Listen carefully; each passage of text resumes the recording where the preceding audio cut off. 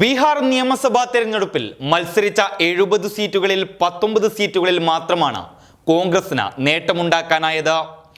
മധ്യപ്രദേശിലും ഗുജറാത്തിലും അടക്കമുള്ള ഉപതെരഞ്ഞെടുപ്പുകളിലും കോൺഗ്രസിന് വലിയ തിരിച്ചടിയാണേറ്റത്. ഈ തിരിച്ചടികൾക്കിടെ രാജസ്ഥാനിൽ നേട്ടമുണ്ടാക്കിയിരിക്കുകയാണ് കോൺഗ്രസ്. രാജസ്ഥാനിലെ ഭരണകക്ഷി കൂടിയായ കോൺഗ്രസ് സംസ്ഥാനത്തെ 6 നഗരസഭകളിലേക്ക് നടന്ന തെരഞ്ഞെടുപ്പിലാണ് മികച്ച നേട്ടമുണ്ടാക്കിയിരിക്കുന്നത്.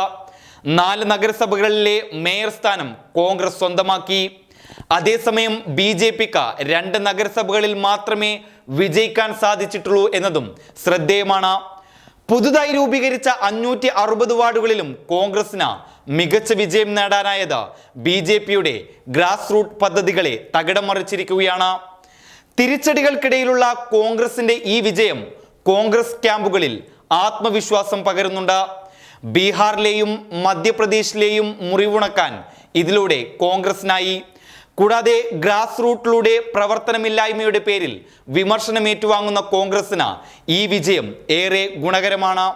കൂടാതെ കഴിഞ്ഞ നിയമസഭാ തെരഞ്ഞെടുപ്പിൽ രാജസ്ഥാൻ നഷ്ടമായ BJPക്ക് ഗ്രാസ് റൂട്ടിലൂടെ തിരിച്ചു വരാനുള്ള അവസരമാണ് കോൺഗ്രസ് ഈ വിജയത്തിലൂടെ തടഞ്ഞത്.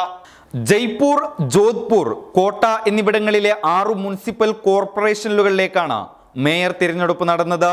സംസ്ഥാന തെരഞ്ഞെടുപ്പ് കമ്മീഷന്റെ കണക്ക് പ്രകാരം ജയ്പൂർ ഗ്രേറ്റർ മുനിസിപ്പൽ കോർപ്പറേഷനിൽ BJPയുടെ സൗമ്യ ഗുർജർ കോൺഗ്രസിന്റെ ദിവ്യ സിംഗിനെ തോൽപ്പിച്ചു. ജയ്പൂർ ഹെറിറ്റേജ് മുനിസിപ്പൽ കോർപ്പറേഷനിൽ കോൺഗ്രസിന്റെ മുനേഷ് ഗുർജർ BJPയുടെ കുസും യാദവിനെ പരാജയപ്പെടുത്തി. ജോധ്പൂർ നോർത്ത് മുനിസിപ്പൽ കോർപ്പറേഷൻ മേയറായി കോൺഗ്രസിന്റെ കുന്തി പരിഹാർ തിരഞ്ഞെടുക്കപ്പെട്ടു. BJPയുടെ സംഗീത സോളങ്കിയെയാണ് പരാജയപ്പെടുത്തിയത്. ജോധ്പൂർ സൗത്ത് കോർപ്പറേഷനിൽ BJPയുടെ വനിതാ സേത് കോൺഗ്രസിന്റെ പൂജ പരീഖിനെ തോൽപ്പിച്ചാണ് മേയറായി തിരഞ്ഞെടുക്കപ്പെട്ടത്. News desk public Kerala. Mama's dishwash liquid, soft on hands.